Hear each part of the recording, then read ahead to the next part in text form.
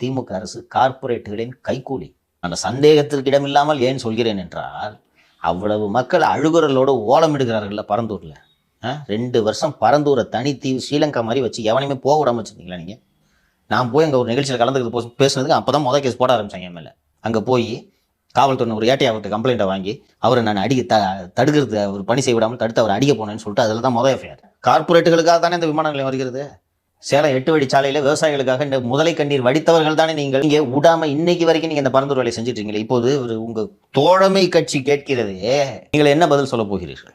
திருமா போல இல்லாம Marxist communist கட்சியின் செயலர் தோழர் சண்முகம் அவர்கள் இப்படி பேசுவது எனக்கு உள்ளபடியே பெரும் மகிழ்ச்சியை அளிக்கிறது. அவர் போட்டிருக்க ட்வீட்டே, அடையாறு ஆற்றை ஆக்கிரமித்து கட்டியிருக்கும் காசா கிராண்ட் மற்றும் மாதா பொறியியல் கல்லூரி கட்டிடங்களை இடிக்க தமிழக அரசுக்கு தயக்கம் ஏன்? அடுத்த வார்த்தை தான் ரொம்ப முக்கியம். ஏழைகளுக்கு எதிராக புல்டோசர்களை நிறுத்தும் அரசு பணக்காரர்களை கண்டால் பதுங்கி கிடப்பது ஏன்? இதோடு ஒரு திருமாவளவனை நம்ம ஒப்பிட்டு தான் பார்க்கணும். திமுகவும் பிஜேபியும் நெருங்குவதை கண்டு அதிமுகவிடம் பதற்றம். அவர் எப்படி இருக்கார் பாருங்க.